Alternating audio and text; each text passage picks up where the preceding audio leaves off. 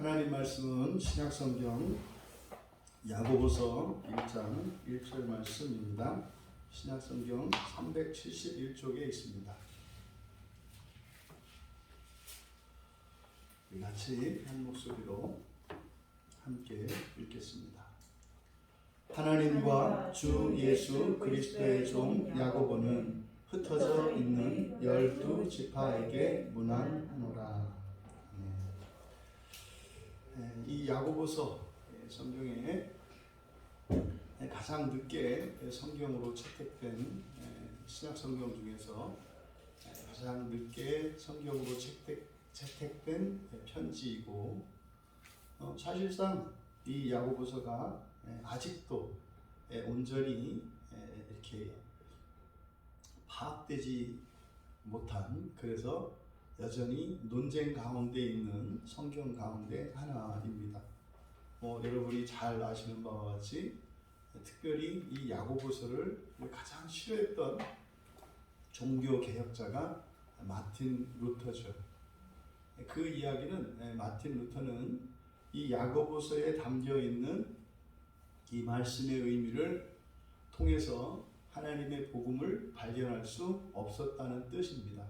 그러니까 이 야고보서를 아무리 읽어도 이것이 신약의 복음서라고 이렇게 받아들일 이 복음이 담겨 있다고 이렇게 깨달아지지를 않았던 거죠. 그래서 차라리 이 성경에 들어오지 않았더라면 좋았을 책. 그래서 이제 지푸라기 복음이라고 이야기를 합니다. 그래서 불에 태워서 없애버려야 할, 이렇게까지 혹평을 했던 그 이유가 무엇일까? 마틴 루터는 이 야고보서에 담겨 있는 참된 복음 진리를 발견할 수 없었지만, 여러분들은 500년이나 훨씬 500년이나 지난 이 시대를 살고 있는 여러분들은 마틴 루터가 넘지 못했던 그 한계를 넘을 수 있습니다. 500년 동안 신앙의 진전이 있었고, 하나님 말씀에 담겨 있는 계시가 더욱 온전히 발견되었기 때문에 우리들은 마틴 루터가 그렇게 혹평했던 이 야고보서가 참으로 이것이 굉장한 복음의 진수다라고 하는 것을 우리가 깨달을 수 있는 그런 은혜의 시간이 되기를 바랍니다. 그래서 오늘은 첫날이어서 대략 이 야고보서의 배경에 대해서 살펴보는 것으로 오늘 첫 시간을 우리가 함께 하려고 합니다. 먼저 1장 1절에 하나님과 주 예수 그리스도의 종 야고보는 흩어져 있는 12지파에게 문안하노라. 이 발신자가 누구이며 수신자가 누구인지를 밝히고 있습니다. 발신자는 하나님과 주 예수 그리스도의 종 야고보입니다. 그리고 수신자는 12지파, 흩어져 있는, 이게 지금 우리말로 흩어져 있는 이라고 번역된, 이게 이제 우리가 많이 사용하는 디아스포라라는 말입니다. 디아스포라라고 하는 말이 흩어져 있다는 의미거든요. 그래서 로마 제국 내에서 뿔뿔이 흩어져 있는 이런 박해받는 상황 속에서 그리스도인들이 흩어져 있는 그런 상황인 거죠. 그래서 먼저 이 편지를 쓴 발신자로 소개되고 있는 하나님과 주 예수 그리스도의 종 야고보는 누구냐. 그래서 여기에 대해서는 그렇게 논란의 여지가 없습니다. 예수님의 제자 가운데 야고보가 둘이 있지 않습니까? 그리고 대표적인 또 하나의 야고보가 예수님의 동생인 야고보예요. 그래서 만약에 예수님의 제자인 사도들이었다면 분명히 사도임을 밝혔을 것입니다. 그래서 편지를 쓸 때 사도들은 자신이 사도인 것을 밝히죠. 이건 굉장히 중요합니다. 왜냐하면 이 편지의 권위가 신적 권위가 있는 것임을 나타내는 것이기 때문에. 그런데 여기서 야고보가 하나님과 주 예수 그리스도의 종이라고 소개하고 있어요. 그래서 이 야고보는 예수님의 동생인 야고보다. 이렇게 우리가 거의 합의된 그런 일치된 결론을 가지고 있습니다. 우리가 로마서에서도 살펴보았습니다만 바울이 갈라디아서에서도 그가 맨 처음 어떻게 이방인의 사도가 되었는가 그 과정을 밝힐 때에도 자신이 가지고 있었던, 자신이 만났던 그 예수가 참으로 그리스도이신 예수가 맞는지 그것을 확인하기 위해서 예루살렘에 가서 베드로를 만났고, 그리고 예수님의 동생인 야고보를 만났지 않습니까? 그때 그 야고보가 바로 이 야고보서의 발신자인 야고보입니다. 그래서 자신을 하나님과 주 예수 그리스도의 종이라고 소개하고 있죠. 이것은 야고보가 예수님이 이 지상에 계실 때에는 예수님을 믿지 못했고 오히려 예수님을 조롱하던 동생이었다는 사실을 우리가 알고 있기 때문에 지금 야고보가 자신을 예수 그리스도의 종이라고 표현하는 이 말에 그 야고보의 진정성이 들어가 있습니다. 그러니까 여기에는 과거 예수님을 하나님의 아들인 줄 알아보지 못하고 그저 육신의 형으로서 그래서 좀 더 이렇게 좀 비정상적인 그런 형으로 대우했고 그렇게 생각했던 과거의 자신의 행실들이 있지 않습니까? 하지만 부활한 이후에 예수님께서 야고보를 만나 주셨고 그리고 정말 성령 강림 사건 이후로 야고보는 확실하게 예수님이 하나님의 아들이신 것과 그리고 그가 만유의 구주이시고 자신의 인생의 궁극적인 목표인 것을 깨닫게 되었습니다. 그래서 그 이후로 극적인 전향을 한 거죠. 그래서 그가 이제 그리스도인이 되어서 예루살렘 교회의 지도자로서 중요한 책임을 다했습니다. 그랬던 그이기 때문에 철저히 자기 자신은 예수님의 동생이 아니라 종이다 이렇게 나타내고 있습니다. 우리들이 인간관계를 맺을 때 가장 기본적이고 가장 뿌리 깊은 인간관계가 혈연관계입니다.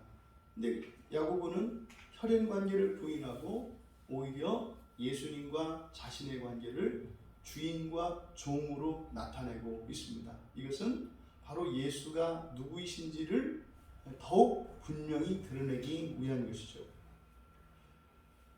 다음에 수신자로 소개되고 있는 이 디아스포라 12지파. 여기서 이제 12지파에 대해서 의견이 분분합니다. 12지파는 곧 이스라엘의 12지파를 의미하는 것인데 이게 이제 유대인 그리스도인들이죠. 유대인 그리스도인들 전 세계에 흩어져 있는 로마 제국의 각 지방으로 흩어져 있는 그리스도인 성도들을 대상으로 하고 있다. 우리가 야고보의 그 신앙의 여정을 돌이켜보면 충분히 이해가 되지 않습니까? 자기도 확실히 예수를 믿지 않았었거든요. 유대인으로서 예수님이 그리스도다, 메시아다라고 하는 것을 확실히 믿지 않았던 사람입니다. 그래서 그 유대인 동포들의 마음이 어떠한지 야고보는 너무나 잘 알고 있죠. 하지만 이제는 분명히 알게 되었습니다. 예수는 사람의 아들인 동시에 하나님의 아들이시라고 하는 것을 확실히 알게 되었습니다. 그러니까요, 예수님을 완전히 오해하고 있는 동족들의 처지를 알기 때문에 그러니 그들에게 이 엄청난 복음 진리를 알려주지 않을 수 없었던 거죠. 그래서 1차적으로는 이렇게 흩어져 있는 유대인 성도들이 되겠습니다만 수신자가 하지만 이것은 오늘을 살고 있는 모든 세상의 인류를 수신으로 하고 있는 거죠. 왜요? 이것은 야고보를 통해서 구원하시고자 하시는 하나님의 구원의 계시이기 때문에 그렇습니다. 그러니까 이것이 분명히 야고보가 흩어져 있는 유대인 성도들에게 쓴 편지이면 틀림이 없어요. 그래서 야고보서란 말이에요. 서신서거든요. 서신서. 그런데 문제는 이게 서신서, 편지인데 편지 형식을 취하지 않고 있어요. 편지인데. 그래서 1절에서 문안하노라 이렇게 되어 있지 않습니까? 여기서 문안하다라고 하는 말에 카이로, 기뻐하다라는 말을 쓰고 있어요. 그래서 이게 이제 사도행전 15장 23절과 사도행전 23장 26절에도 이렇게 문안한다, 문안하노라 이렇게 번역이 되어 있어요. 근데 편지에 잘 쓰지 않는 표현이죠. 인사말로는 이렇게 잘 쓰지 않는 표현입니다. 그런데 또 이 야고보서를 이제 우리들이 앞으로 쭉 살펴보겠습니다만은 이 편지 글인데도 불구하고 전체가 이 야고보서가 108절로 되어 있거든요. 108절로 되어 있는데 그거의 절반이 전부 명령문이에요. 전체 108절 중에서 54절이 다 명령문으로 되어 있어요. 그러니까 뭐 해라, 뭐 해라, 뭐 해라, 뭐 해라 이렇게 되어 있다 이 말이에요. 그러니까 이게 내용상으로도 그렇고 형식적으로도 그렇고 이게 편지글이라고 보기에는 어려운 그런 글입니다. 그래서 이 야고보서를 신약의 잠언이다 이렇게 얘기를 하고요. 또 심지어 신약의 아모스서다 이렇게 이야기를 해요. 구약의 선지서지 않습니까? 그래서 이 야고보서라고 하는 이 성경 자체가 그 형식상, 내용상 또 우리들이 일반적으로 알고 있는 그 복음 진리를 가지고 이 해석하기가 좀 쉽지 않은 이런 내용들로 되어 있기 때문에 이것이 아주 독특한 위치를 가지고 있는 것이 이 야고보서다. 그래서 실제로 이 야고보서에서 다루고 있는 이 중요한 논점들이 있는데 이제 믿음과 행위에 관한 겁니다. 믿음과 행위. 이게 이제 가장 논란이 되는 부분이죠. 믿음과 행위. 그래서 이 믿음과 행위가 부조화를 이루고 있는 당시의 그리스도인들에게 주시는 말씀이거든요. 또 이제 이때 당시 이제 교회의 상황을 우리가 살펴보면 이 야고보서의 내용이 왜 이런 내용들이고 또 이렇게 강하게 명령형으로 전부 명령문으로 되어 있으며 또 왜 그렇게 신약 성경에서 강조되는 믿음이 굉장히 소홀히 여겨지고 있는가를 우리가 알 수 있게 되는데 이 야고보서가 쓰여진 시점이 AD 40년 후반입니다. 그러니까요. 그러니까 예수님이 뭐 33년에 또는 30년 내지 33년 정도에 예수님이 승천하셨다고 했을 때 이 야고보서가 쓰여지는 이 시점은 그러니까 대략 예수님 승천하시고 20년이 채 되지 않은 기간이에요. 굉장히 짧은 기간이에요. 20년이면은 굉장히 짧은 기간입니다. 그러니까 예수님을 직접 본 사람들이 아주 많았고요.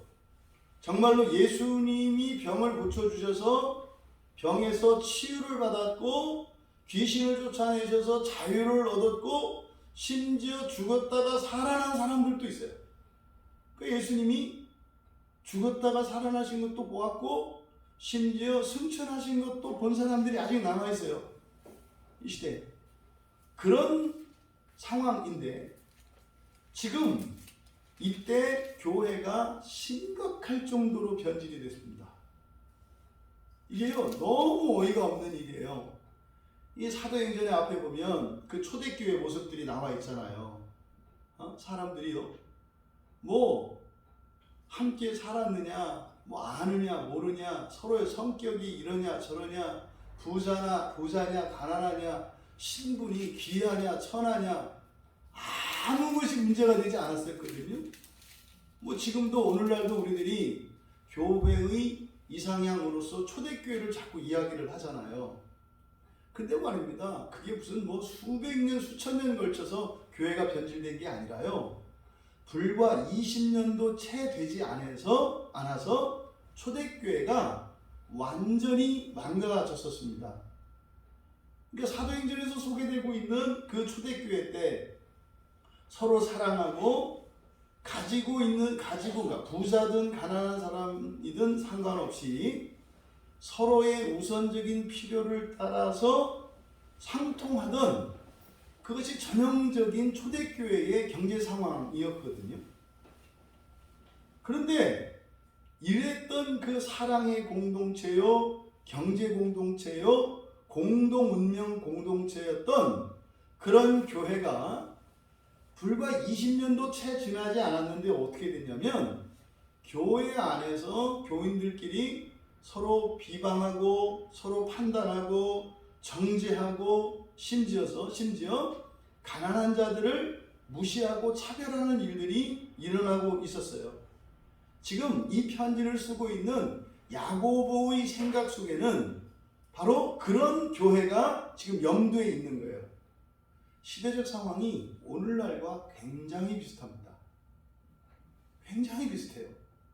여러분, 우리가 교회를 정말 참다운 교회를 세워갑시다. 이것이 우리 광야교회의 사명입니다. 이렇게 이야기를 하는데 정말 우리가 길지 않은 시간을 광야교회로 함께 모여서 여러분들이 함께 신앙생활을 해왔죠. 그러니까 이거는 정말 사람으로서는 도저히 될 수가 없겠다라고 하는 생각이 점점점 확고해져요. 그러니까 절망하거나 낙심하는 게 아니라 이것을 섣불리 무엇을 어떻게 해서 사람을 가르치고 사람들을 어떻게 잘 대해서 이렇게 해서 이게 사람들이 할 수 있는 일이 아니라는 확신이 더 강해지는 거예요. 이건 정말 하나님만이 하실 수 있는 일이구나. 그러니까 방법은 다른 거 없어요. 그러니까 정말로 성경을 온전히 전해야 되겠구나. 그거 이외에는 답이 없구나. 그러니까 하나님 말씀이 아니고서는 성령께서 역사하지 않으시니까 성령께서 역사하지 않고서는 이 세상에 교회다운 교회가 세워진다는 것은 절대로 불가능하구나. 이거를 거의 확신하게 돼요. 그러니까 이렇게 사람을 바라보고 사람을 의지하게 되면은 금세 낙심하게 되죠. 절망하게 되죠. 그런데 하나님을 바라보게 되면은요, 우리 주님을 바라보게 되면은요, 점점점 내 마음이 그리스도께로 더욱 집중되는 거예요. 그러니까 사람들의 어떠한 환경의 어떠함이 아니라 정말로 말씀과 우리 주 예수 그리스도께 내 온 마음을 모아야 되겠구나. 이런 확신이 더 드는 거죠. 여러분, 예수님을 직접 보고 경험했던 사람들조차 20년도 채 되지 않았는데 어떻게 했더라? 완전히 망가졌더라. 이게요, 우리나라 교회에만 일어나는 일이 아니라 이거는 전 세계적으로 그리고 전 역사적으로 인류 역사 속에서 계속되어 왔던 거예요. 왜요? 에덴 동산에서 아담과 하와가 하나님으로부터 하나님과 관계를 단절하고 우리의 전 존재가 완전히 오염되고 부패된 이후에 우리들의 사고방식과 우리들의 삶의 문화 양식은 끊임없는 분열과 분리로 나아가게 되어 있습니다. 이게 오늘날 무슨 개인주의라고 이것이 어제 오늘 일이 아니고 타락한 이후로 계속 되어가는 거예요. 그래서 이제는 개인주의 정도가 아니라 뭐예요? 정신 분열로 되어 있잖아요. 예전에는 최소한 자아는 확고했단 말이에요. 자기의 분수를 알고 자기 정체성을 다 가지고 있었단 말이에요, 사람들이. 그러면서 타인과 온전히 섞이지 못하고 타인과 연합하지 못하는 그런 것은 있었지만 최소한 자기 정체성만은 유지하고 있었단 말이에요, 사람들이. 근데 오늘날은요, 자아조차 이제 분열을 겪고 있는, 그러니까 정신 분열의 세대거든요. 우리가 누누이 이야기합니다만 우리가 마음으로 하는 생각과 그리고 우리가 느끼는 감정이 대부분 아니라니까요. 그러니까 이거는요, 가면 갈수록 더 심해질 겁니다. 가면 갈수록 더 심해질 거예요. 어디에? 교회 바깥에. 교회는 마치 강물을 거슬러 오르는 연어와 같이 시대를 역행하는 것이 교회입니다. 오히려 세상에서는 개인화되어지고 파편화되어지고 대립과 갈등과 시기 다툼으로 나갈지라도 이 교회 안에서만큼은 오히려 이 시대를 거스르며 사랑 안에서 서로 연합하고 화합하고 돕고 도우며 사랑하며 서로 상통하는 공동체로 세워져 가야 되는 거죠. 이것이 교회의 거룩함의 표징인 거예요. 다른 것이 아니에요. 여러분, 게다가 이 교회가 이렇게 변질되어진 이런 이 교회 내부적인 문제만 있었을 뿐만 아니라 실제로 예수님이 승천하신 이후로 로마에서의 로마 제국의 박해는 물론이고 더 심각했던 것은 유대교의 박해였어요. 유대교의 박해. 그래서 이 기독교를 이단으로 치부하고 끊임없이 이 기독교에 대한 유대인들의 박해가 지속되었었습니다. 엄청날 정도로요. 그러다 보니까 신앙생활하는 게 어렵잖아요. 순결한 신앙을 지키고 제대로 신앙생활을 하려고 하면은 환경적으로 엄청난 박해와 불이익을 당해야 해요. 심지어는 가족이나 주변 사람들로부터 놀림을 당하고 따돌림 당하고 배척당하는 일을 감수해야 돼요. 그러다 보니까 심약한 이들이 점점점 타협하는 일들이 일어납니다. 그래서 이런 외부의 박해적 환경으로 인해서 급속하게 교회가 세속화되어지는 조짐들이 나타났죠. 세속화라는 게 다른 게 아닙니다. 교회 안과 교회 바깥에 경계가 흐려지는 거예요. 그러니까 앞서 말씀드린 것처럼 교회가 더 이상은 교회의 거룩성을 유지하지 못한, 그래서 교회 안이나 교회 밖이나 그 모임의 특성이 별다르지 않은 이런 형편이 되었다. 그래서 심지어 교회 안에서는요, 성도들 간의 다툼도 많아지고 분쟁도 잦아지고 또 세상의 기준에 따라서 높고 낮음이 결정이 되고 또 하나님의 말씀과 신앙을 따라 살아가는 것보다 세상의 악한 지식과 악한 지혜를 따라 살아가는 것이 더 지혜로운 것인 양 교회가 변질되었고요. 또 하나님의 뜻이 아니라 자기의 뜻을 이루기 위한 수단으로 도구로 전락되어 버린 것이 이 야고보가 편지를 쓰고 있는 그 당시의 시대 상황이었습니다. 그래서 이 세속의 부를 축적하는데 여념이 없었고 거기에 힘을 기울였어요. 왜요? 부자가 되면 모든 것으로부터 안전합니다. 나를 함부로 대하지 못하고요. 그러니까 신앙생활 하는데도 훨씬 더 유리합니다. 근데 문제는 그 부는 하나님의 뜻을 따라 쓰임받기보다는 자신의 편안함을 위해서 수단으로 존재하는 것이기 때문에 그것이 주님보다 오히려 더 사람들이 의지하는 또 다른 우상이 되어버린 거죠. 실제로 이거 이제 만모니즘이 아주 지배하는 교회가 되어버린 겁니다. 여러분, 이러한 상황과 맞물려서 또 다른 분위기가 있었는데 그게 뭐냐면 이제 바울이 회심하고 난 뒤에 흔히 말하는 이신층의 믿음으로 의롭게 된다고 하는 이 이신층의 교리가 로마 제국 내의 이 그리스도인들 사이에 막 퍼지기 시작했어요. 그러니까 이게 루터가 종교개혁을 일으키고 난 뒤에 얼마 지나지 않은 유럽교회 상황과 같은 거였어요. 그러니까 바울이 오직 믿음으로 의롭게 된다라고 하는 이 이신층의 또는 이신등의 교리가 바울 사도에 의해서 당시 로마 제국 내에 있었던 그리스도인들 사이에 퍼지기 시작한 거예요. 그 이전까지는 율법주의적인 개념이 많았습니다.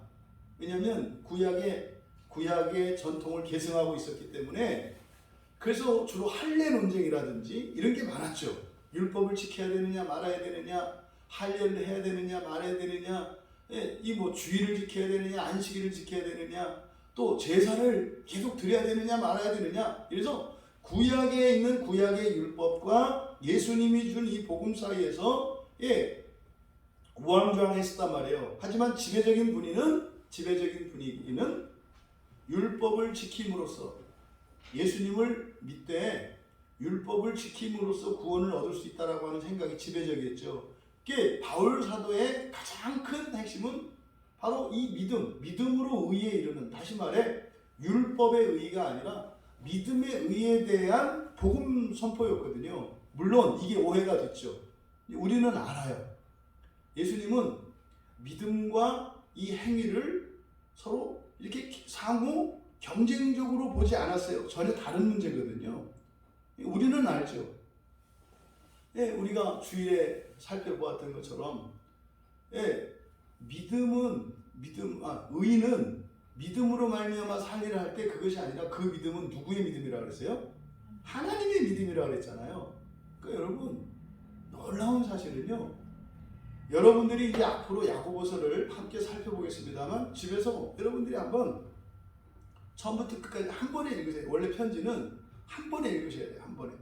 설교는 부득불 본문의 그 의미를 드러내야 하기 때문에 뭐 한 절, 두 절 뭐 이렇게 잘라서 설교를 합니다만, 여러분들이 설교를 들으면서 우리가 야고보서 강연을 하는 동안은 여러분들이 될 수 있으면 수시로 1장에서부터 5장까지 한 번에 이렇게 한숨에 읽어내는 일들을 계속 반복하시기를 바라요.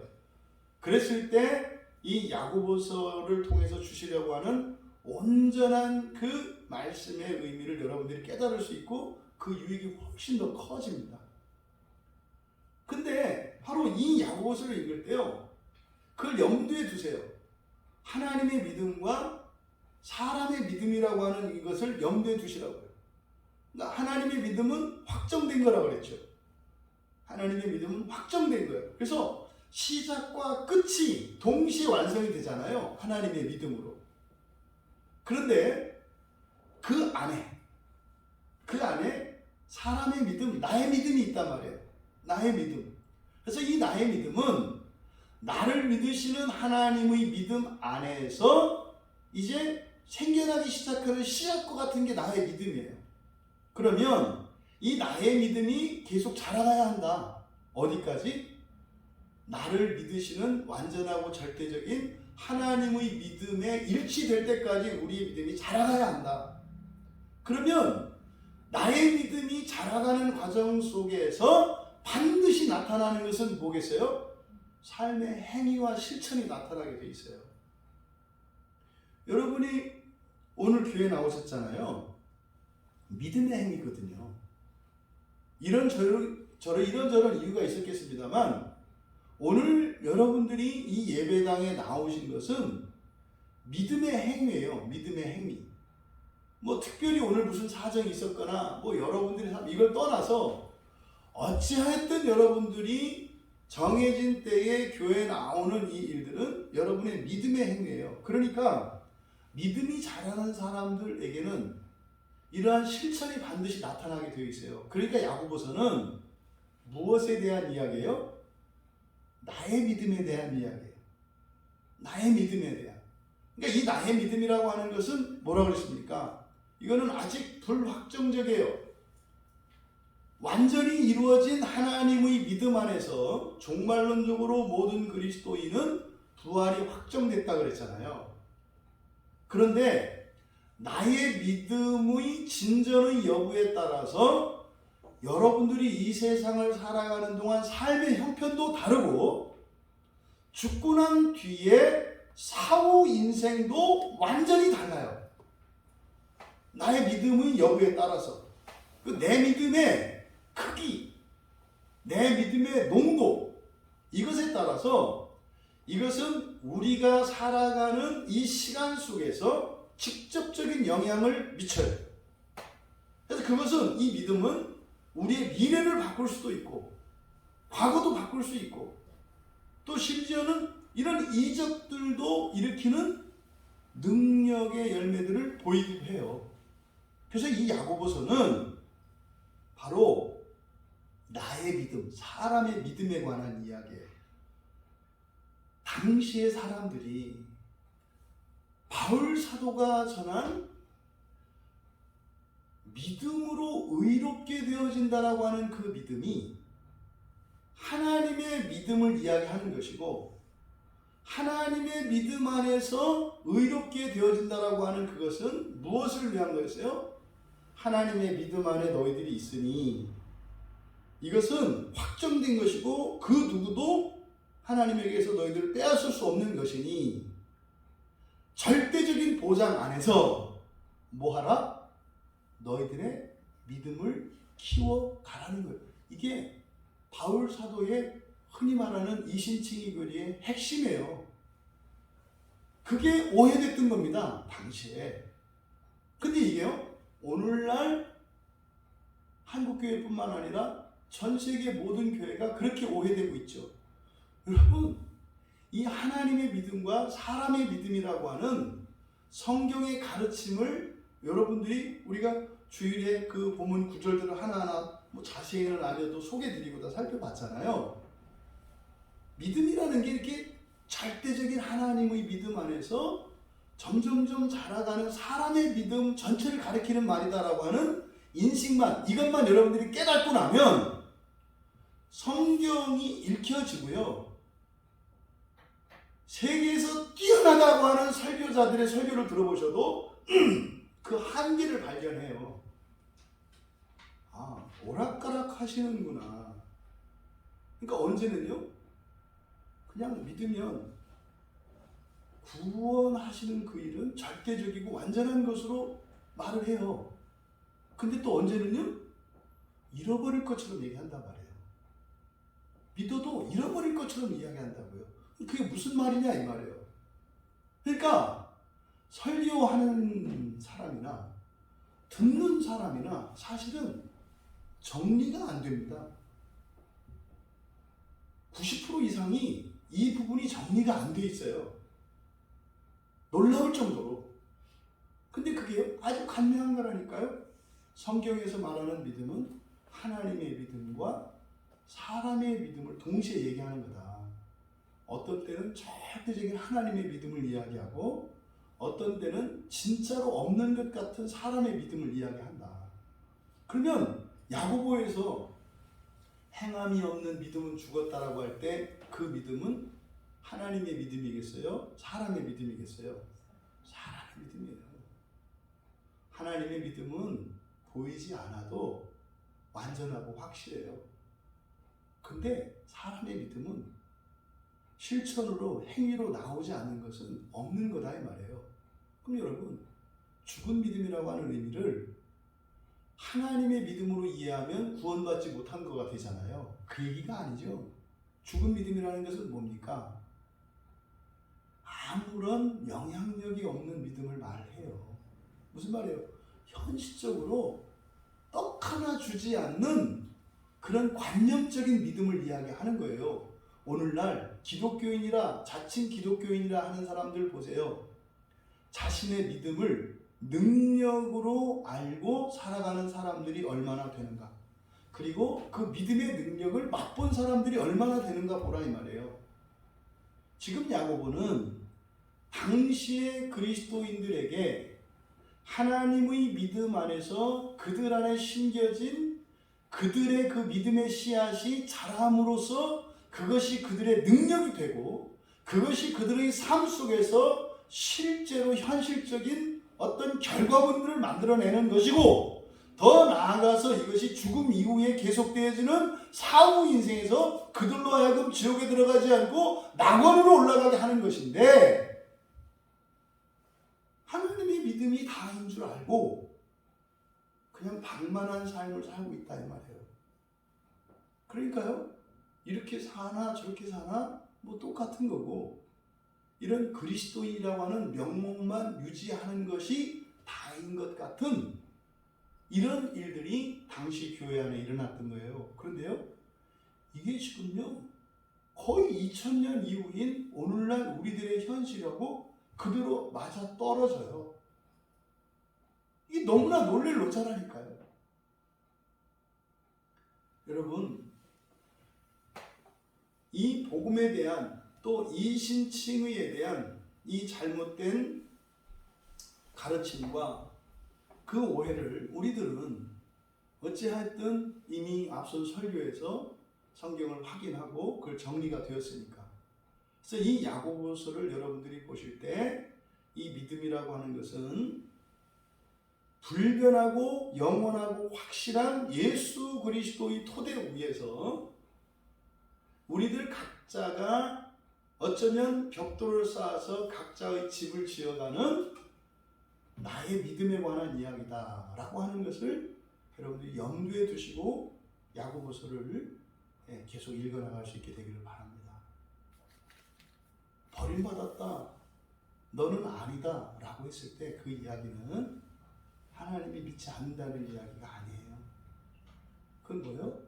너 예수를 믿고 살아가는데 도움되는 거 하나도 없지, 이 말이에요.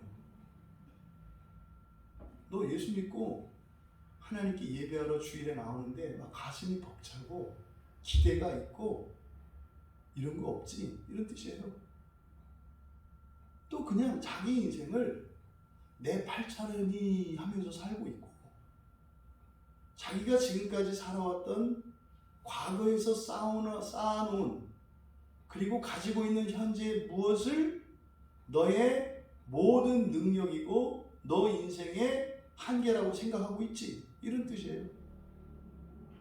여러분, 여러분들 안에 하나님의 믿음 안에 주어진 여러분 안에 심겨져 있는 그 믿음의 씨가 자라면요, 여러분들에게 없던 능력이 생기고요, 여러분이 살 수 없던 새로운 인생이 열린다는 것을 야고보는 말씀하시려고 하는 거예요. 루터가 광야교회 교인이었으면 엄청 행복했을 거예요. 그리고 나서 그 말을 취소했을 거예요. 광야교회인 여러분, 어쩌면 많은 설교자들도 이 본문을 설교하기를 회피하고, 주로 이 본문을 설교하는 분들은 청교도들이거나 경건주의자들, 이런 분들이 교인들을 주로 협박용으로 이 본문을 써요. 그래서 당신은 진짜 그리스도인이 아니라 유사 그리스도인입니다, 뭐 이딴 식으로 이 본문을 활용을 하고 있죠. 성도들로 하여금 어떻게 해요? 이렇게 좀 성도들의 길을 누르고 교만을 꺾을 때 하는 설교가 이 야고보서란 말이에요. 그게 아니죠, 여러분. 오히려 야고보서는 뭡니까? 예수 그리스도를 믿는 그리스도인들이 누릴 수 있는 엄청난 영광의 삶이 있는데 그것을 알지 못하고 누리고 있지 못한 이들을 위하여 주시는 말씀이에요. 또 자신이 다른 이들에 비해서 가난하고 불우한 처지에 있고 개인적으로 여러 가지 자질과 이런 역량이 부족한 것으로 인해서 이런 열등감과 이런 비교의식 속에서 살아가고 있는 그들을 향해서 용기를 주시는 말씀이에요. 왜 당신은 세상의 기준을 가지고 당신 인생을 보려고 하는가? 돈을 가지고, 환경을 가지고, 배경을 가지고, 이런 신분을 가지고 당신은 왜 당신의 인생을 규정하려고 하는가? 예수를 믿는 사람은 그 모든 것을 초월할 수 있는 것이 믿음의 능력이다, 이 말씀을 하려고 하는 거예요.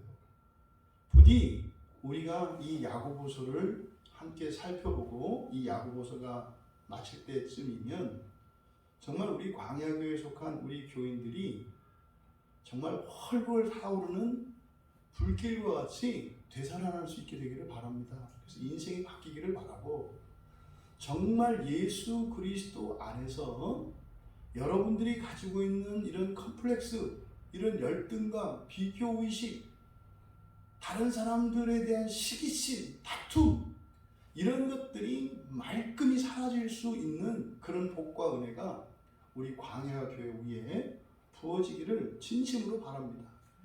그리고 여러분 인생이 앞으로는 다른 사람들 이렇게 부러워하고 시기하고 이런 거는 없고, 오히려 축하하고 축복해주고 도울 수 있는, 함께 즐거워할 수 있는 그런 인생으로 살아갈 수 있게 되기를 바랍니다. 사촌이 땅 사도 배 아프지 않은, 오히려 땅을 산 사촌에게 축하 선물을 보낼 수 있는, 또 난 모르는 이가 어려움에 처해 있고 눈물을 흘릴 때 그 마음을 깊이 공감하며 함께 울어주고 그 어려움을 극복할 수 있도록 내가 가지고 있는 모든 힘과 자원을 동원해서 살아갈 수 있는 그런 그리스도인들이 되기를 바랍니다. 이게 우리 광야교회의 정체성이 되기를 바라요. 제가 광야교회에서 마음 아프게 뭐냐면 정말 우리가 하나 되자는 얘기를 계속 하거든요. 그 하나가 되지 못하는 가장 근본적인 이유가 뭐냐면 남으로 생각하기 때문에 공감하지 못해요. 다른 사람의 아픔과 슬픔을 공감하지 못해요. 왜요? 내가 아프고 내가 더 슬프다는 거예요. 내가 공감받아야 된다는 거예요. 또 정반대로 어떤 게 있어요? 다른 사람들의 기쁨을 기뻐하지 않아요. 너는 기쁘냐? 나는 슬프다. 그래서요, 기쁨의 빛이 하나님의 은혜로 이 교회 안에 일어날 때 그것을 쫓아다니면서 꺼요. 물을 끼얹어서.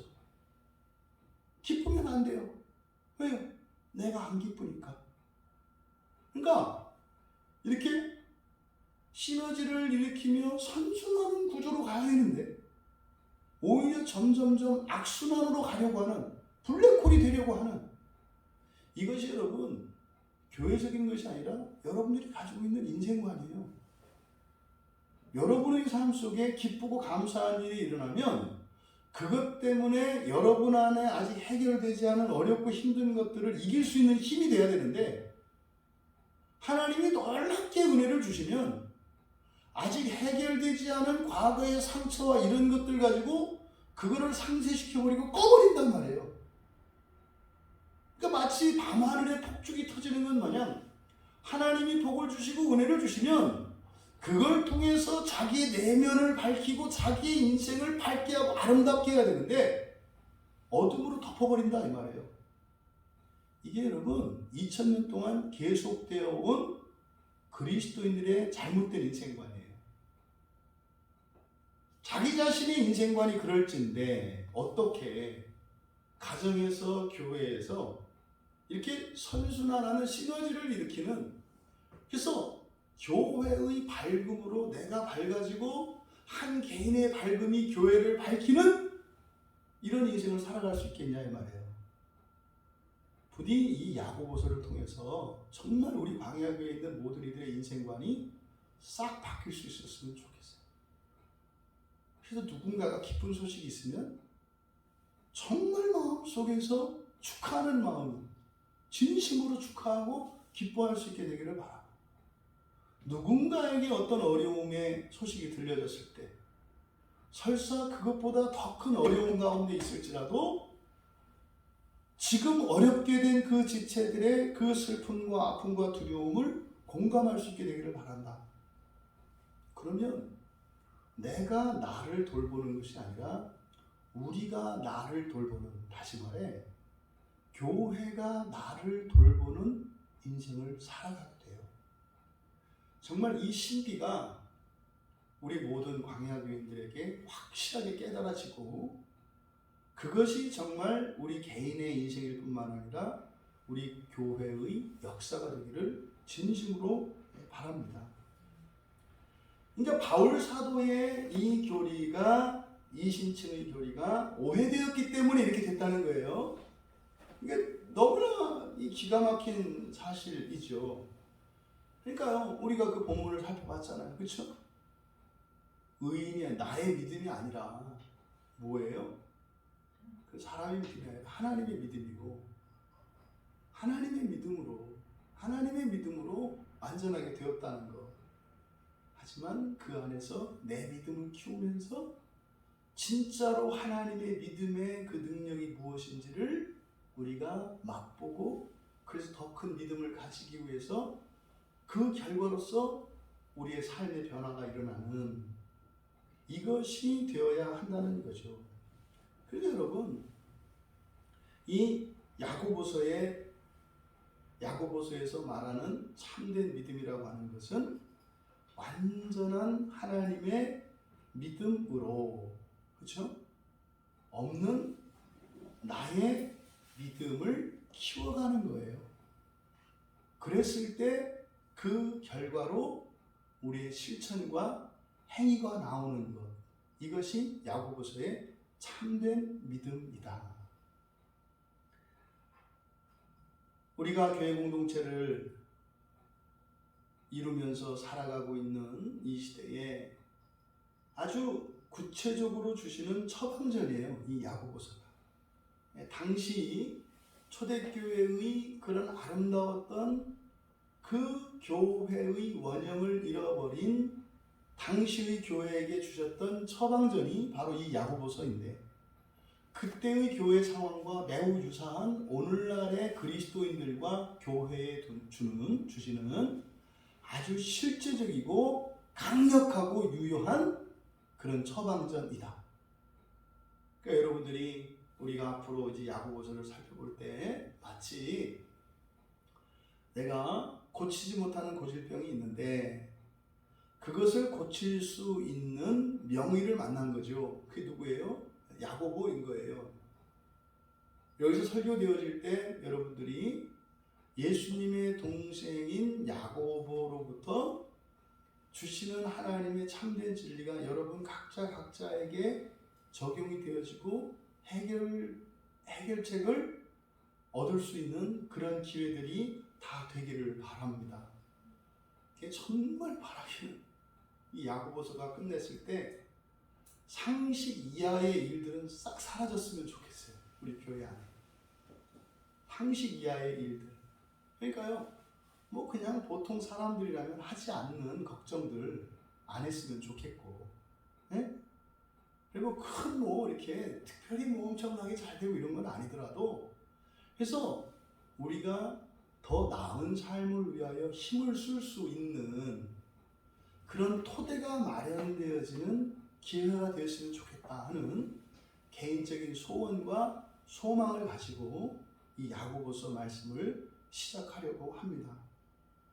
그러니 정말 실제적으로 구체적으로 주시는 이 야고보서의 말씀들이 여러분의 내면의 과거에 아직 풀리지 않고 해결되지 않아서 여러분의 인생을 자꾸만 아래로 끌어들이는 이 모든 것들이 완전히 해결되기를 바라고, 또 현재 여러분의 삶 속에 있는 이런 결핍으로 인하여 여러분들이 무장해제되어진 것 같은 그 상황 속에서 어떤 환경 속에서도 여러분이 주체적으로 능동적으로 오히려 그런 것들을 삶의 에너지로 바꾸면서 살아갈 수 있게 되기를 바란다 이 말입니다.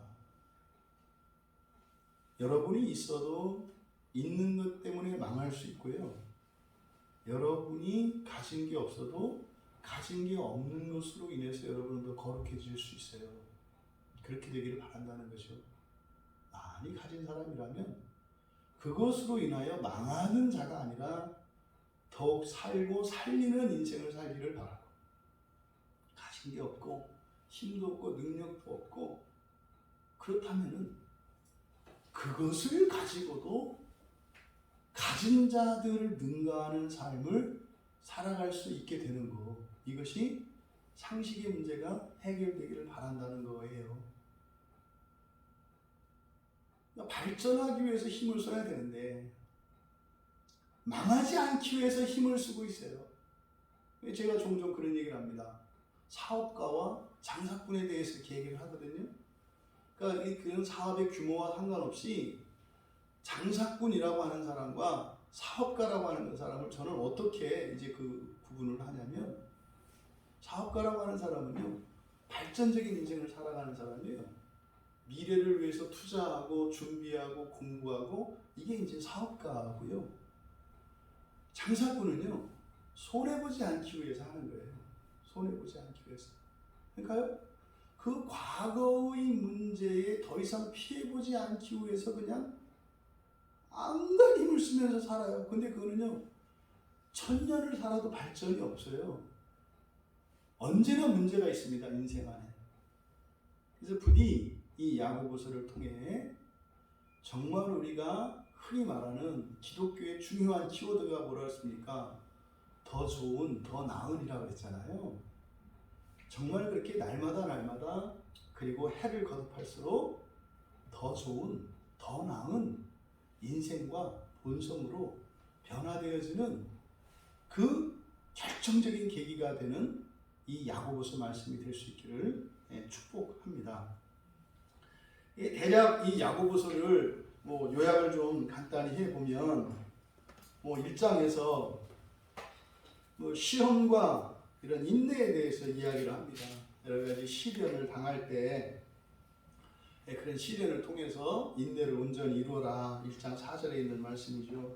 그래서 이렇게 온전히 인내를 이루면 생명의 면류관을 얻을 것이다. 이 12절에 나와 있습니다.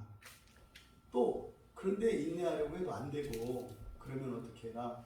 지혜가 부족하면 5절에 하나님께 구해라 그래요. 그래서 이런 시련을 통해서 온전히 인내를 이루는 일이 우리의 일입니다만 우리의 독자적인 일이 아니라 그랬죠.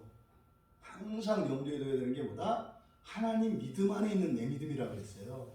그러니까 내가 할 수 없을 때, 내 능력에 붙일 때, 그때는 항상 우리는 하나님께 기도해서 구할 수가 있어요. 그렇게 하면서 나의 분수를 알게 되고 나의 실존을 알게 되고 그러면 나를 변화시킨 하나님의 일들을 경험하게 되는 거잖아요. 또 자기 욕심에 끌려서, 이게 자기 욕심이라고 하는 것은 육체죠. 자기 욕심에 끌려서 그 말도 안 되는 작은 것들이죠. 하늘에서 오는 좋은 은사와 온전한 선물을 잃어버리지 마라. 그 하늘에서 오는 좋은 은사와 온전한 선물의 끝은요, 영혼의 구원이고 부활이에요. 그러니까 비교할 수 없는 더 큰 것을 잃어버리지 말라는 거죠. 이것이 1장에서 바로 시련과 인내의 문제에 대해서 말씀을 합니다. 그리고 2장에 가면 차별의 문제입니다. 차별의 문제. 차별하지 말라는 거예요. 차별하지 말라는 거예요. 이게 초대교회 때 가장 공통적이고 사람들이 놀랐던 게 서로 상통하는 거였다고요. 신분과 남녀, 어른과 아이의 차별이 없어지는 것이 놀라운 것이었어요. 원래 교회라는 데가 그랬습니다. 우리나라에서도. 예? 우리나라가 조선시대에 반상의 차별이 있었잖아요. 양반과 상놈의 차별이 있었잖아요. 신분제도가 있었잖아요. 조선시대에. 그러면요, 집에 가면 주인 날이고 돌쇠예요. 돌쇠는 사람도 아니고요. 주인만 아니면요, 사람 정도가 아니라 신적 존재예요. 종의 생사 여탈권까지 다 가지고 있단 말이에요. 그런데 주인 마님과 그 집 돌쇠가 교회 안에서요, 같이 장로 후보가 되어서요, 같이 투표를 해요. 여러분, 이거는 코미디도 아니고 이거는 범죄요, 범죄. 그 당시로 보면 신분 질서를 깨트리는 거기 때문에 어떻게 주인 마님과 그 집의 돌쇠가 장로 후보가 돼서 두 사람을 놓고 어떻게 결선 투표를 하냐고요. 있을 수가 없는 얘기예요. 이게 교회의 모습이에요. 여러분, 이게요, 가지지 않은 사람의 입장에서만 이렇게 생각하면 안 돼요. 종종 피해의식을 가지고 있기 때문에 사람들이 어떻게 생각하냐면, 그러면 가진 사람들, 신분 높은 사람들은 되게 불리한 데가 돼버리잖아요. 그러면 그러니까 이게 자칫 잘못되면은요, 정상적인 사람이 비정상이 되는 일이 일어난다니까요. 그러니까 요 넘어가면 어떤 큰 교회가 하나 있다고요. 그 여자 목사님이 하는 유명한 교회, 전국적으로 큐티로 유명한 교회가 있어요. 거기 가면은요, 정상인들이 비정상인이 돼버려요. 무슨 말이냐면요, 건전한 도덕의식과 윤리의식을 가지고 상식을 지키면서 살아가요. 그런 사람들이 위선자가 돼버린다니까요. 거짓말한다고 생각하는 거예요. 그래서요, 상식 이하의 사고방식과 상식 이하의 삶을 살아가는 사람들이 마치 교회의 주인인 양 되어버렸어요. 그러면요, 매우 상식적이고 정상적인 사람들은요, 입을 다물어야 돼요. 말하면 거짓말이 되니까. 여러분 어떻게 가난하고 병들고 불행한 게 자랑이 됩니까? 이게 지금 교회 안에서 일어나는 매우 잘못된 일들이에요. 차별하지 않는다고 그럴 때 가진 사람들, 잘난 사람들 잘난 척하지 마. 그것도 있죠. 여러분 반대도 있는 거예요. 가난을 벼슬로 삼지 마라. 당신의 불행을 권리로 삼지 마라. 여러분 이게 교회에서 잘 이야기가 안 되는 이유가 뭐냐면 약한 사람들은 무조건 보호받아야 된다는 생각을 해요. 그런 거 없어요, 여러분. 모두가 죄인이라니까요. 모두가 약해요. 다르죠? 어떤 사람은 경제적으로 약하고요. 어떤 사람은 인격적으로 약하고요. 어떤 사람은 가족적으로 약하고요. 어떤 사람은 사회적으로 약하고요. 어떤 사람은 영적으로 약한 것 뿐이에요. 약한 게 다를 뿐이에요. 그런데 이 세속의 질서가 들어오면 어떻게 돼요? 사람들이 보기에 갖추은 것 같은 사람들은 강한 사람이고 사람들이 가지고 있는 것을 가지지 않은 사람들은 오히려 그 사람들이 보호받아야 되는 사람으로 생각을 해요. 그렇지 않아요. 여러분 슬플 때 슬플 수 있는 교회가 돼야 돼요. 기쁠 때 기쁠 수 있는 교회가 돼야 돼요. 근데요 차별이 들어오면 슬퍼도 눈치를 보느라고 슬퍼할 수 없고요. 기뻐도 눈치를 보느라고 슬퍼할 수 없어요. 왜요? 기뻐했더니 벌써 시샘을 하는 거예요. 나는 없는데 저는 있다고 저러네. 시샘을 하잖아요. 그러니까요. 기뻐하면 안 돼요. 또 슬퍼했더니 왜 자꾸 그렇게 슬퍼한대? 비난한단 말이에요. 그러니까요. 슬퍼해서도 안 돼요. 기뻐해도 안 되고 슬퍼해도 안 되는 그건 뭡니까? 위선과 허위가 이 교회 공동체를 이루어가요. 그래서 여러분 차별하지 않는다는 것은 사회적으로, 경제적으로, 환경적으로 갖춘 사람들이 교만하지 말라는 얘기뿐만 아니라 동시에 무엇까지 나타내는 거예요? 엄살피지 말라는 거예요. 나만 특별히 어렵다는 생각하지 마라. 이거 가식이라니까요. 여러분들은 우리 교인들의 상황을 모르세요. 다 속속들이. 우리 교인들 가운데요. 어려움 없는 분들 하나도 없어요. 다 나름대로 큰 아픔이 있어요. 근데 누가 아프다 보면 저만 아픈가? 내가 더 아프지. 이게 뭐하는 거예요? 이게 차별이에요. 누가 아프다고 하면은 그냥 아프게 봐주고 마음을 쓰면 되잖아요. 누가 기쁘다고 하면 축하해주면 되는 거잖아요. 근데요, 축하를 못해요. 오히려 화나죠. 나는 힘들어 죽겠는데 너는 그걸 좋다고 말하냐? 이게 뭐예요? 이게 차별이에요, 차별.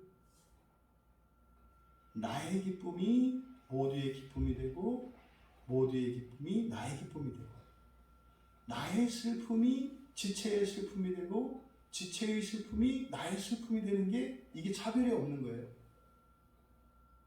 나의 슬픔 때문에 너의 기쁨을 배척해버리면 이게 차별이라니까요. 좋은 건 좋은 거고 나쁜 건 나쁜 거잖아요. 그죠? 차별이 없다는 건 뭡니까? 함께 가는 거예요. 함께. 근데 이게 그렇게 안 되더라. 이렇게 안 되더라. 그러면요. 교회가 한계를 넘지 못해요. 그럼 어떻게 될까요? 유유상종이라고 그런 사람들만 모이게 돼요. 그렇게 돼서는 안 된다고 그랬잖아요. 그렇죠? 우리 교회는. 모든 사람들이 다 모일 수 있어야 돼요. 힘 있는 사람, 없는 사람, 사회적으로 성공한 사람, 실패한 사람, 가진 사람, 좀 모자란 사람, 건강한 사람, 병든 사람, 어른, 아이 할 것 없이 함께 모여야 돼요. 근데 우리가 차별하지 않으면 전혀 문제가 안 돼요.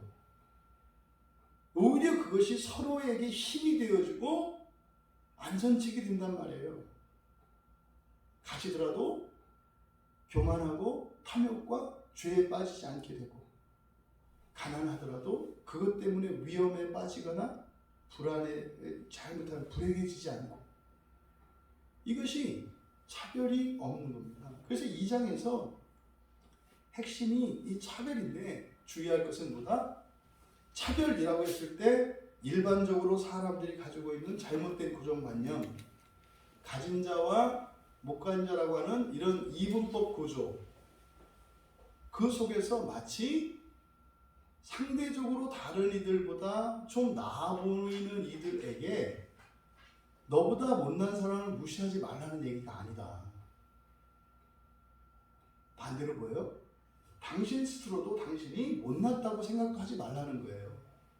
이게 중요한 차별에 대한 오해예요. 이 부분이. 이게 그렇게 사람들에게 이해가 안 되거든요. 여러분 그거 아십니까? 차별한 모든 사람들이 나는 보호받아야 된다고 생각을 해요. 그러니까 나눔할 때 그런 얘기 하잖아요. 아유, 집사님은 나보다 나. 그러면 그리로 말 못하는 거예요. 집사님은 나한테 이게 없지만 집사님은 이게 있잖아. 지금 그게 아니잖아요. 다른 문제 때문에 힘들어하는 거잖아요. 힘든 문제가 있는 거잖아요. 그래 또 누가 얘기를 하죠. 나는 뭐 이것도 없고 이렇게 하고. 그때 옆에 또 그러죠. 집사님 나보다 나. 그럼 또 입 닫아야 돼요.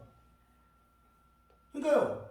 아무도 자기의 진심을 이야기하지 못하고 이야기할 때마다 공격을 당하고 무시당해요. 이게 차별의 문제라고요. 이게 이때 당시의 교회가 그 초대교회의 아름다웠던 그 공동체의 원형이 회복되어진 그 무너져버린 중요한 원인이었다. 차별이. 그래서 2장에서 이 차별에 대한 문제를 가지고 이야기를 합니다. 그래서요 14절에 보시면 2장 14절에 보시면 믿음이 있노라 하면서 행함이 없으면 무슨 유익이 있겠느냐. 이 믿음은 사람의 믿음, 나의 믿음이죠. 이 믿음은요 각 개인이 가지고 있는 능력의 차이, 재산의 차이, 신분의 차이를 능가하는 거라고 했잖아요. 그럼 교회 안에 있는 사람들은요 이 세상의 모든 차별을 일으키는 기준을 능가하는 믿음이 있어요. 그러니까 차별이 없어지는 거예요. 그냥 심리적으로 이런 게 아니라 하나님 믿음 안에 여러분에게 씨앗으로 심겨진 여러분의 믿음은요 재산으로, 신분으로, 가정적으로 가지고 있는 그 어떤 큰 차이를 능가하는 힘이라니까요. 그런 거예요. 여러분에게 말하자면 예수를 믿는 순간 수천억 재산이 주어졌다고 칩시다. 그러면 누구는 주택에서 살고, 누구는 아파트에서 살고, 누구는 넓은 집에서 살고, 좁은 집에서 살고, 아무 문제가 안 된다 이 말이에요. 이해되시죠? 그거 바꾸서 살 수 있다 이 말이에요. 싫어. 다른 사람이 아파트 사는 사람이 얘기 들어보니까 그 배가 아프고 싫어. 아니 아파트 가면 될 거 아니에요. 왜 거기 눌러 앉아가지고 그걸 갖고 뭐라고 하냐 이 말이에요. 이게 지금 14절에서 말하는 믿음이 있노라 하고 행함이 없으면 무슨 유익이 있겠냐 이 말이에요. 여러분에게 믿음이 있어서 여러분의 인생을 바꿀 수 있고 여러분의 모든 것을 바꿀 수 있고 여러분의 과거도 바꿀 수 있는데 왜 다른 사람들에게 당신에게 없는 그것을 문제로 삼느냐 이 말이에요. 여러분이 구하고 가지면 되잖아요. 그리고 왜 다른 사람이 누리는 다른 사람의 인생을 살려고 그래요? 자기 인생을 살면 되지. 그 믿음으로 행함이 없으면 유익이 없다. 그러면요 차별하지 않는 서로 사랑하고 서로 존중하는 거예요. 교회 안에 패거리 가지면 안 돼요. 끼리끼리 모이면 안 된다 이 말이에요. 모일 수 있죠. 모일 수 있죠. 그러니까 여러분 스스로 돌아보셔야 돼요. 만나는 사람만 계속 만나고 연락하는 사람과만 연락해 차별하시는 거예요. 왜 그래요? 믿음을 따라 살고 있지 않다는 거예요. 결코 여러분 인생 안 바뀝니다. 우리 교회 안 바뀝니다. 그러면 이게 지금 2장에서 다루는 차별의 문제다. 3장에서는요 선생되지 말라는 거예요. 여기서 선생님 되지 말라는 것의 핵심은 말입니다. 말이에요. 말. 아니 누가 몰라서 말을 안 해요? 누가 생각이 없어서 말을 안 해요? 누가 아는 게 없어서 말을 안 해요? 알아도 모르는 척하고 말 안 하는 것 뿐이에요. 여기서 많이 선생되지 말라고 하는 이 말씀의 핵심은요, 말이에요. 말. 선생되지 말라고 하는 게 선생이 뭡니까? 가르치는 거잖아요. 뭘로 가르쳐요? 말로 가르치잖아요. 미주알 고주알 이건 이렇고 저건 저렇고 당신 인생이나 제대로 사세요. 교회 공동체 안에서 교인들의 이런 분열과 다툼의 시작이 말이거든요. 말. 누군가가 먼저 말을 했으면요 그냥 따라주세요. 괜찮아요. 틀려도 괜찮고요. 좀 모자라도 괜찮다니까요. 근데요 그것보다는 이게 낫고, 그럼 당신을 한번 낱낱이 해볼까 진짜로? 당신은 모든 사람들보다 모든 면에서 낫고 언제나 모든 최선을 따라 살아가나? 되게 그런 사람들이 자기 인생 제약가림을 못하는 사람들이 그래요. 제약가림도 못하면서 다른 사람 뭐가 어떻고 원래 자기 인생을 챙기는 사람들은요 다른 사람들에게 관여하지 않아요. 여러분 스스로 점검해 보세요. 교인들 누군가에 대해서 말하고 싶고 어떤 행실과 말에 대해서 이렇게 자꾸 걸립니까? 당신이 지금 당신 인생을 제대로 안 챙기고 있다는 뜻이에요. 내가 내 인생을 위해서 챙겨야 될 일들이 얼마나 많습니까? 해야 될 일들이 얼마나 많습니까? 그러니까 여기서 선생되지 말라고 하는 것은 사실은 뭡니까? 하나님 앞에서 우리 각자가 온전히 세워지는데 온 마음을 쏟으라는 거예요. 그러면 당신이 말하지 않아도, 당신이 선생 노릇을 하지 않아도 알아서 보고 배웁니다. 그리고 당신에게 존경심을 표해요. 이 말 몇 마디로 선생 되려고 하는 거. 제가 이 인생을 살아오면서 참 힘든 인간형이 있어요. 힘든 인간형. 여러분들이 이건 하시면 절대로 안 되는 거예요. 무슨 말이냐면 그 사람이 할 수 없어서 도와주려고 하거든요. 그때 가르치려 드는 사람들이 있어요. 도움 받을 때는요 의견이 없는 거예요. 그럴 거면은 도움을 받지 말아야죠. 돕는 사람이 자유롭게 도울 수 있도록 도와야 돼요. 근데요 돕는 사람을 면박을 줘요. 그건 이렇게 하는 게 아니라 이렇게 하는 거다. 이게 말이 되는 얘기입니까? 이게 선생되는 대표적인 예예요. 이런 사람 주변에 있는 이들이 참 힘들죠. 그런 분들이 여러분 주변에 있거든. 여러분이 그냥 사명자인 줄 아시고, 내가 이 사람을 구원하기 위해서 있는 거구나 이렇게 아시고 사명으로 품으셔야 돼요. 그거를 이렇게 정죄하고 멀리하지 마시고, 허물이잖아요. 몰라요 본인은. 그래서 여러분 선생되지 말라고 하는 14절에 가보시면은 너희 마음속에 독한 시기와 다툼이 있으면 자랑하지 말라. 진리를 거슬러 거짓말하지 말라. 여러분 여러분들의 말은요 굉장한 능력이 있거든요.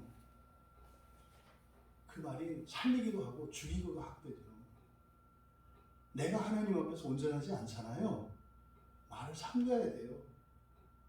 내가 하나님 앞에 온전하지 않은 상태에서 아무리 겉보기에 선하고 아름답고 친절한 말로 보이지만 내 마음속에 이렇게 하나님 앞에 온전히 서지 못한, 지금 그 죄가 해결되지 못하고 그 죄와 싸우고 있는 상태라면 여러분 마음속에는요 그 독한 시기와 다툼이 있는 거예요. 자랑하지 말라는 것은 뽐내는 게 아니라요, 선생과 관련해서 여러분들이 조언도 하지 마세요. 그게 사람을 죽여요 오히려.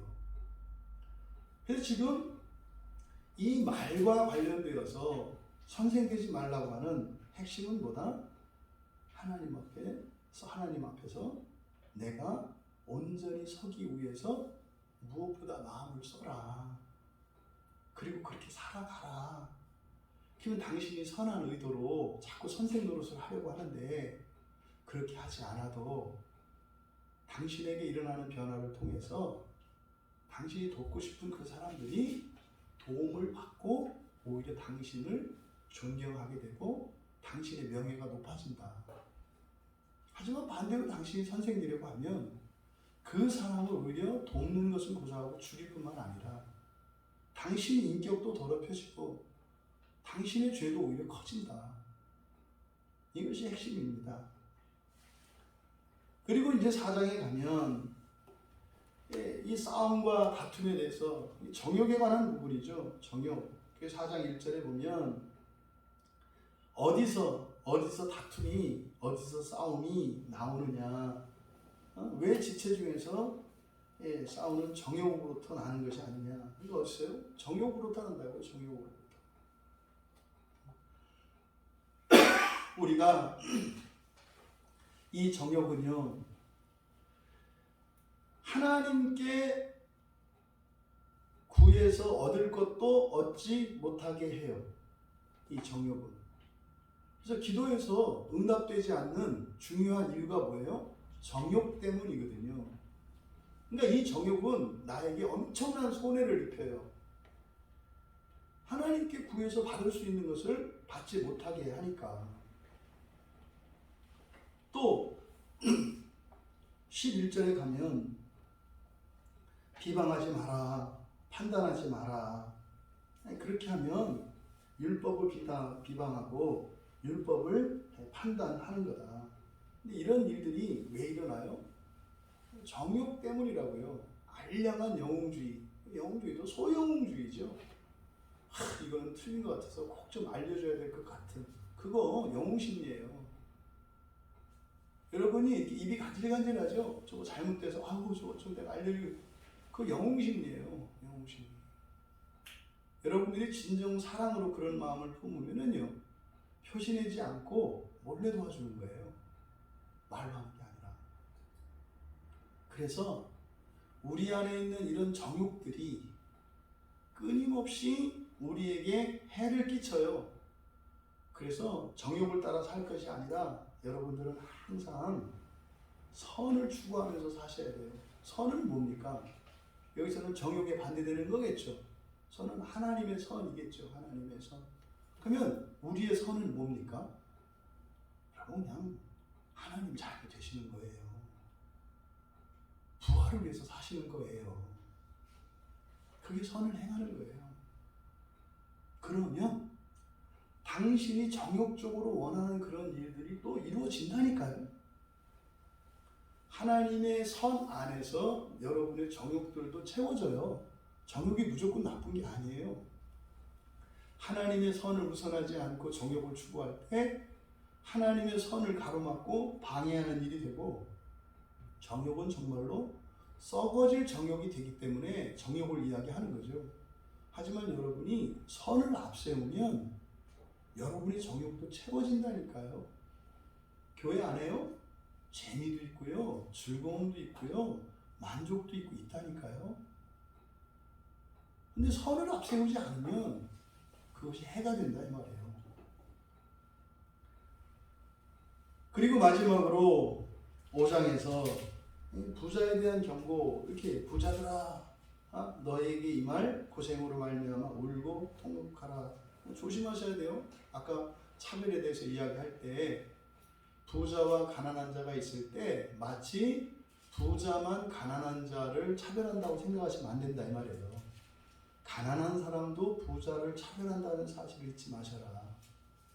또 부자라고 하는 것은 뭐 1차적으로 문자적으로 부자는 돈 많은 사람을 부자라고 하잖아요.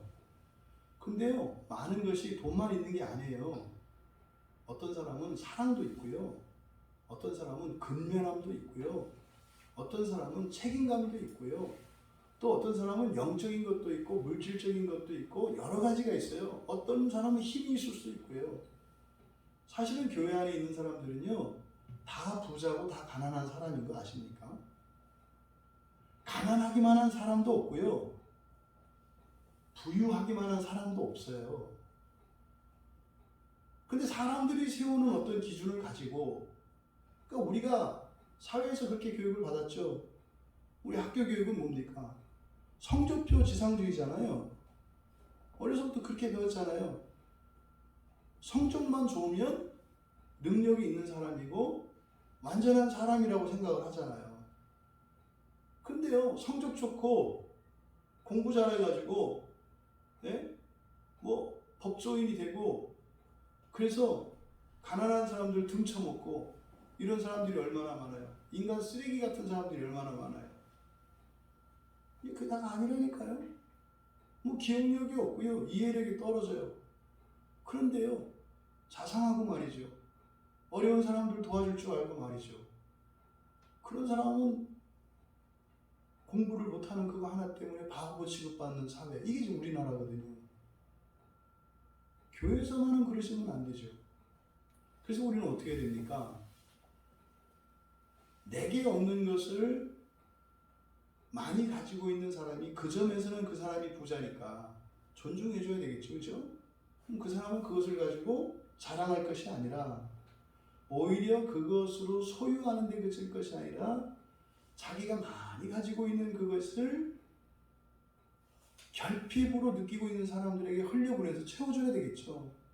또 반대로 그 사람에게 없는 많은 것을 내가 또 가지고 있단 말이에요. 그것을 또 흘려보내야 되는 거죠. 그러니까 부자도 가난한 사람을 차별하면 안 되고 가난한 사람도 부자를 차별하면 안 된다. 이걸 여러분들이 염두에 두시고, 부자들아 했을 때 이 부자는 모두를 향한 말이라는 거. 모두를 향한 말이라는 거. 사람들이 그렇게 생각한다니까요. 나는 별거 아니다. 그럼 여러분 부모님이신 하나님 꼴이 뭐가 되냐고요. 그냥 우리가 너무나 쉽게 생각하고 너무나 쉽게 말하는데, 여러분이 말하고 여러분이 생각하는 대로라면 하나님은요, 굉장히 차별하는 하나님이에요. 누구는 돈 주고요, 누구는 기도하면 다 응답 들어주고요, 누구는 행복한 가정 주고요, 누구는 영광스러운 인생을 주고, 누구는 비참한 인생을 주고요. 천하에 못된 게 하나님 아니에요, 그렇게 하면? 그리고 여러분 진심 아니거든요. 어떻게 하나님이 그럴 거라고 생각을 해요? 한 교회 안에 있는 한 자녀들인데 하나님이 누구는 몰래 데려다가 한쪽에서 소고기 먹이고 누구는 지렁이 잡아다가 먹일 거라는 생각을 어떻게 하냐고요. 하나님은 빼버리니까 그런 생각하죠. 나만 불행하다. 근데 가족 안에서 그런 일이 일어나요. 자녀들이 그런 생각 하거든요. 나만 차별되어 갖고 있다는 생각을 하거든요, 일반적으로. 근데 정상적인 가정은 그런 생각 안 해요. 심지어 부모가 차별을 해도 정상적인 아이들은 차별이라고 생각하지 않아요. 그럴 만한 이유가 있다고 생각을 하죠. 왜요? 부모님을 믿으니까. 부모님의 인격을 믿으니까. 근데 얼마나 많은 그리스도인들이 교회 안에서 하나님께 원망하고 하나님에게 악심을 품는가 보세요. 뭔가요? 하나님 안 믿는 거예요. 두고 보겠다는 거죠, 하나님을. 그러니 이게 제대로 된 신앙생활을 할 수 있겠으며, 그러니 그런 사람이 정상적인 인생을 살 수 있겠습니까? 못 살아요.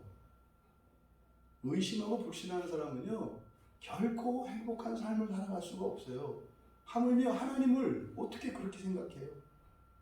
환경적으로 보면은 누구는 너무 넘치고 누구는 모자랐을 때 두 사람은 똑같은 하나님에 대한 인식을 가질 수 있어야 돼요. 그러면은요, 넘치는 것으로 모자라는 이들에게 흘려보내게 돼 있어요. 어떤 사람은 돈을 가진 사람이 돈 없는 사람에게 흘려보내겠고, 어떤 사람은 사랑을 더 많이 가진 사람이 사랑이 없는 이들을 섬기겠고, 그렇게 해서 우리가 하나가 되는 거죠. 이게 교회입니다. 그래서 5장에서 1절에서 5절의 내용은 그거죠. 부자들은 하나님의 뜻을 살피라는 거죠. 여러분이 다 부자라는 걸 잊지 마세요. 하나님이 여러분에게 맡겨주셨는데 나한테는 별것도 아닌 거 맡기시고 이렇게 하지 마시라 이 말이에요. 우리 각자에게, 우리 모두에게 필요한 것을 각자에게 맡기셨어요. 예를 들어서 우리 광야교회에 필요한, 광야교회에 속한 모든 교회들에게 필요한 것을 한 사람에게 몰아주는 게 아니라요, 나누어서 주셨다고요. 그래서 어떻게 해요? 섬길 수 있고 섬김을 받도록 하셨다고요. 이게 교회의 원리예요. 여러분, 손이 모든 일을 다 합니까? 아니잖아요. 손은 손의 역할이 있다니까요. 그러니까 어느 게 더 낫고 못하고가 어디 있어요. 그러니까 교회는 교회 안에 속해 있는 모든 사람들에게 이 교회에 필요한 것을 하나님이 하나씩 나눠주세요. 최소한. 그래서 그 모든 것으로 하나님의 뜻을 따라 섬기면서 살아가야 된다. 그건 뭡니까? 섬김을 받는 거예요. 또 한편으로는 내가 섬길 수 있는 것이 있지만 또 섬김을 받는 게 있죠. 그러니 우리가 서로가 서로를 향하여 비난하고 공격할 수가 있겠습니까? 서로가 서로를 향하여 차별을 하고 서로가 서로를 향하여 친한 사람과 미운 사람으로 나눌 수가 있겠습니까? 그럼 여러분 반신불수되는 거예요. 교회 안에서 여러분들이 주님의 몸으로 살아가는 이 교회의 원리를 모르면 여러분 인생은요, 반신불수 인생이 돼요. 중풍병자가 될 거고요, 귀머거리가 될 거고요, 장님이 될 거라고요. 그냥 내가 똑바로가 아니에요. 교회로 사시는 게 그만큼 중요하다. 지금 예수님의 동생은 야고보가 우리에게 주신 이 말씀의 의미를 여러분들이 깊이 깨달을 수 있게 되길 바라고, 결국 마지막에 고난에 대해서 이야기를 하고요. 고난의 의미를 바로 알라는 거죠. 여러분, 고난은 굉장히 영광스러운 겁니다. 최소한 우리 광야교회 교회는 이 고난의 문제에 대해서 답을 갖고 계셔야 돼요. 고난은 불행한 거 아니에요, 여러분. 굉장히 영광스러운 거예요. 굉장히 영광스러운 거예요.